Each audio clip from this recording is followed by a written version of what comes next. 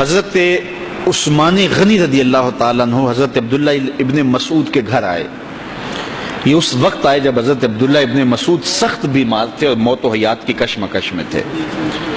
تو انہوں نے ان کا حال پوچھا. جب واپس پلٹنے لگے تو اشرفیوں کی 2 تھیلیاں حضرت عثمان غنی نے حضرت عبداللہ ابن مسعود کو دی. تو حضرت عثمان کو تھیلیاں دیتے ہوئے دیکھ کر کے حضرت عبداللہ ابن مسعود صحابی رضی اللہ تعالیٰ عنہ نے کہا یہ کیا ہے؟ کہا یہ جو ہے ضروریات پوری کر لینا. تو آپ نے کہا کہ میں تو جا رہا ہوں, میری تو ضروریات ختم ہو رہی.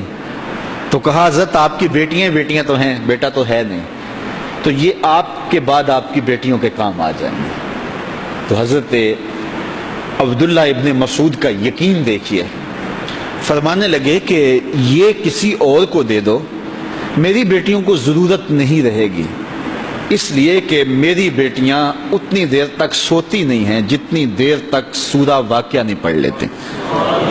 اور میرے رسول نے وعدہ کیا ہے, اور یہ بات میں نے اپنے کانوں سے سنی ہے, کہ سورہ واقعہ جو ہے وہ فقر کو دور کرتی ہے, اور میری بیٹیاں سورہ واقعہ کی عامل ہیں. تو کہا کہ یہ پریشانی مجھے تو نہیں ہونی چاہیے کہ میرے بعد میری بیٹیوں کو رزق کہاں سے ملے گا جب ان کے پاس سورہ واقعہ موجود ہے. کہا یہ اٹھا لو اور جا کے اس کو دو جس کے پاس سورہ واقعہ نہیں ہے.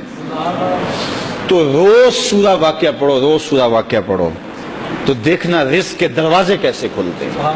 میں جب بھی گیا ہوں, اور اب بھی, کیونکہ میرے تو اتنے اخراجات نہیں, سادہ سی زندگی ہے, لیکن جامعہ کے حوالے سے ایک مسئلہ ہے, تو جب کبھی ایسا ہوتا ہے تو میں بچوں کو بٹھا کہتا ہوں سورہ واقعہ پڑھو, اور خود سورہ واقعہ پھر معمول بنا لیتا ہوں, تو پھر اللہ ایسی جانب سے رزق دے دیتا ہے کہ پتہ بھی نہیں ہوتا.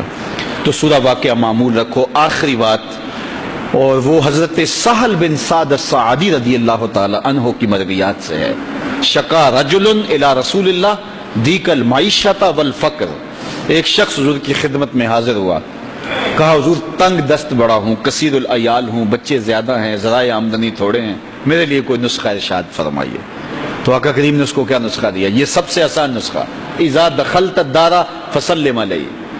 جب گھر جائے تو گھر والوں کو السلام علیکم کہا کرو, جو ہی گھر میں داخل ہو السلام علیکم, اور اس کے بعد ایک مرتبہ سورہ اخلاص پڑھ دیا کرو, قل هو اللہ احد.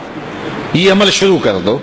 تو کہا یہ بالکل آسان وظیفہ ہے, گھر جاؤ السلام علیکم, اور اس کے بعد ایک مرتبہ سورہ اخلاص.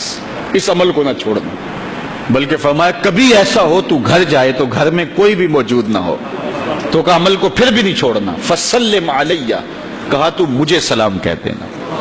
وہ اپنے نام لیواؤں کو تنہا چھوڑتے کب ہیں, جہاں ہم دم نہ ہو کوئی وہاں سرکار ہوتے. کہا کہ جب کوئی نہ ہو گھر میں تو کہا عمل نہیں چھوڑنا, پھر مجھے سلام کہنا, اور پھر ایک مرتبہ سورہ اخلاص پڑھ دینا. وہ صحابی کہتے ہیں میں نے عمل شروع کر دیا, گھر جاتا السلام علیکم, گھر والے بھی خوش, اور اس کے بعد سورہ اخلاص بیٹھنے سے پہلے پڑھ لیتا.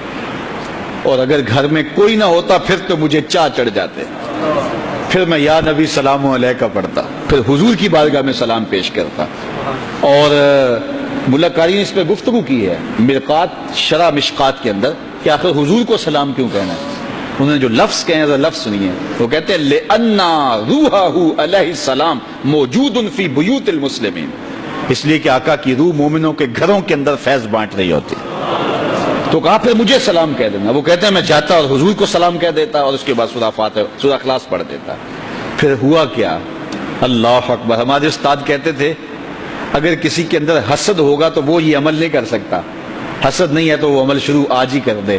وہ کہتے ہیں حتی افاد اللہ جیرانہ, اس عمل کی برکت سے میں نے تو امیر ہونا ہی ہونا تھا, میرے ہمسائے بھی امیر ہو گئے.